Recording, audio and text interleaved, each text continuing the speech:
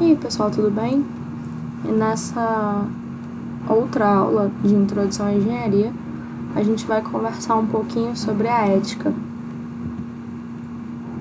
Primeiramente, a ética, por definição, ela é o nome dado ao ramo da filosofia dedicado aos assuntos morais.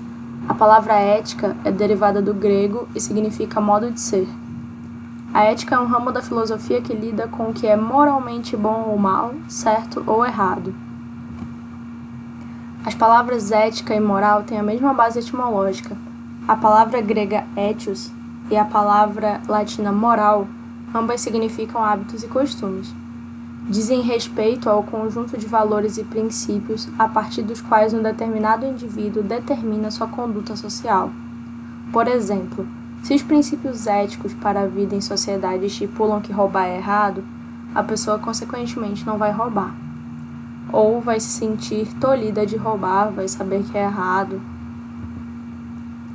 E essa parte da filosofia é responsável pela investigação dos princípios que motivam, distorcem, disciplinam ou orientam o comportamento, refletindo especialmente a respeito da essência das normas, valores, prescrições e exortações presentes em qualquer realidade social. Logo, a ética, ela vai definir todas as nossas regras de sociedade do que é certo e o que é errado. E normalmente a partir dela a gente monta os nossos conceitos de vida. E além disso, a ética obviamente vai estar presente na engenharia. A partir do momento que a gente tem que tomar decisões em projetos, em serviços realizados por profissionais, a gente precisa ser um ser ético. E aqui a gente vai apresentar alguns modelos éticos que a gente vai considerar um pouco mais à frente nas nossas tomadas de decisão. Primeiramente, a ética de virtudes aristotélica. Ela aborda a necessidade de que o conjunto das atividades dentro da sociedade esteja submetido à consecução daquilo que Aristóteles chama de bem supremo, ou seja, a felicidade de todos. Em resumo, a gente só considera que é correto se estiver deixando todos felizes, se estiver trazendo um bem comum. Então, essa definição vai trazer o conceito de bom senso que a gente já conhece no nosso dia a dia. Em segundo, a ética de princípios kantiana, que ele enuncia: age de tal modo que o princípio subjetivo de tua ação possa ser universalizado. Ou seja, se as ações podem ser universalizadas, se podemos querer que todos a cometam, elas passam pelo critério do imperativo e, portanto, estamos autorizados a praticá-las. Se elas não podem ser universalizadas, elas não podem ser cometidas por todos, então elas são imorais. E a próxima é a ética utilitarista de J.S. Mill. As ações são justas na medida que tendem a produzir a felicidade e injustas na medida que tendem a produzir o contrário de felicidade. Por felicidade, entenda-se o prazer e a ausência da dor. Por infelicidade, a dor e a ausência do prazer. A felicidade, porém, não é apenas a felicidade do agente, mas a felicidade de todos aqueles atingidos pelo ato. Ou seja, um bem comum, o bom senso, o bem para a sociedade. E a ética na engenharia? Como estamos nos formando para sermos engenheiros, nós temos que considerar que estamos nos formando para sermos gestores, profissionais que irão gerenciar a vida de outros. Logo, todas as nossas decisões serão influência, de alguma forma, à vida de outras pessoas. E toda vez que a gente tomar uma decisão, a gente precisa pensar nesse fato. Um dilema ético, considerado por Immanuel Kant, ele dá um exemplo de um dilema. Imagine que um príncipe lhe dê a seguinte opção: ou você presta falso testemunho contra um homem que você tem absoluta certeza de que se trata de uma pessoa honesta e digna, ou você é condenado à morte. É um caso que claramente você vai ter que levar o seu interesse pessoal para se sair bem, ou você considera a questão do bom senso e salva aquele outro que realmente não tem relação com essa situação, Ele está sendo colocado nessa situação de forma incorreta. Entram neste rol seus clientes, funcionários, empregadores, concorrentes e comunidade em geral. As regras e princípios segundo os quais o engenheiro deve orientar sua ação relativamente a este domínio vai constituir propriamente aquilo que chamamos de ética na engenharia. Ou seja, todas as decisões que você vai tomar como engenheiro, que afetam diretamente a todas essas pessoas, precisam sempre estar pensando no bem comum, sempre pensando no bom senso, sempre pensando nos conceitos da ética. E o que seria uma conduta profissional efetivamente ética? Seria a preocupação com o bem comum e lembrar que o futuro profissional deve ter consciência dos princípios éticos básicos e que ele deve respeitar também e deve ser esclarecido sobre as pressões que ele poderá ser submetido na sua atividade profissional. Um pouco mais à frente nós vamos ver um exemplo disso, mas lembrando que o engenheiro ele é um gestor, e um gestor ele sofre pressão das pessoas que estão acima dele, das pessoas que o contratam, das pessoas que pagam, né? E hoje em dia a gente sabe que o dinheiro ele representa muito, mas na verdade ele não deveria representar, por exemplo, uma vida, por exemplo, né? E aqui alguns exemplos, né? O engenheiro que é convidado a falsificar um laudo sob pena de perder seu emprego também está optando entre o interesse pessoal e a moralidade. E esse é um caso muito comum dentro da engenharia civil, dentro da nossa área. Nós precisamos estar sempre coerentes com aquilo que a gente aprende.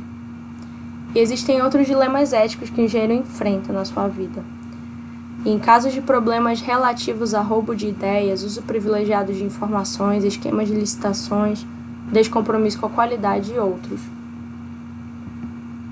E aqui um exemplo de uma situação, né? O desastre com o ônibus espacial Challenger. Em 28 de janeiro de 86, a previsão do tempo em Orlando, Estados Unidos, previa uma frente fria que poderia levar a temperaturas próximas a menos 8 graus Celsius na manhã, em que o ônibus espacial Challenger estava previsto para ser lançado. A temperatura fora da faixa de temperatura adequada, associada à emoção e às pressões em torno do lançamento, colocaram a necessidade de cumprir os prazos de lançamento acima do protocolo de segurança.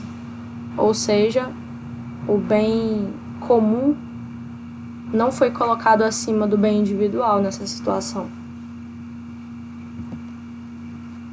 Um outro exemplo é o colapso da passarela do Kansas City Regency em 1980. Apenas um ano após a abertura da passarela, o segundo e o quarto andar ruíram sob o peso de pessoas dançando. Infelizmente, a tragédia matou 114 pessoas. Normalmente, quando a gente faz um projeto de engenharia, a gente dá um laudo e explica o que pode ser feito naquele espaço. E aquilo está totalmente ligado à nossa imagem de engenheiro. Quando a gente passa por cima dessas regras, esse tipo de coisa pode acontecer. E aqui um caso no Rio de Janeiro, no edifício Palace 2. Foi um edifício residencial construído na Barra da Tijuca, que foi implodido no dia 28 de fevereiro de 1998. E durante as investigações encontraram registro como causa da tragédia um erro estrutural de cálculo assinado pelo engenheiro responsável nas vigas de sustentação. Aqui na cidade de Manaus mesmo nós temos exemplos disso, de alguns condomínios que vocês podem ver na área do V8, do Efigênio Salles, que foram finalizados com uma avaliação estrutural incorreta. E por conta disso as pessoas pagaram, né, por esses condomínios e não puderam usufruir. E a empresa de engenharia foi responsabilizada por isso, o engenheiro que assinou a obra, né? E um caso bem próximo, né, que todos nós acompanhamos, foi o rompimento da barragem de Brumadinho em 2019, que foi o maior acidente de trabalho no Brasil em perdas de vidas humanas e o segundo maior desastre industrial do século. Foi um dos maiores desastres ambientais da mineração do país depois do rompimento da barragem Mariana. O rompimento da barragem de Brumadinho matou mais de 200 pessoas. Elas ficaram soterradas em toda aquela lama da mineradora, que era responsável ali pela área, e que já havia sido notificada que a lama, né, que estava ali estava excessiva, que já era o momento de fazer uma limpeza, que ela poderia ceder, que a barragem poderia ceder, e mesmo assim, por uma questão financeira, foi mantida. Assim, entre os cânones fundamentais do Código de Ética Profissional, acabam por se destacar 2 em particular: zelar pela segurança, a saúde e o bem-estar das pessoas durante a execução das tarefas profissionais e realizar serviços apenas em áreas de sua competência. Somos engenheiros civis, e o engenheiro civil é visto como um engenheiro que entende de tudo, mas não somos. Somos engenheiros que vamos nos especializar em algo e precisamos estar sempre coerentes com a nossa área de conhecimento. Sempre que possível, opinar e realmente dar uma opinião coerente, né?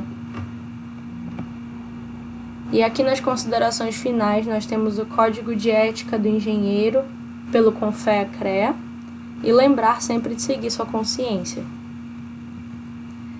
E, por último, é a sua vez. Então, pesquise alguma situação que possa ter acontecido na engenharia e traga para nossa roda de conversa.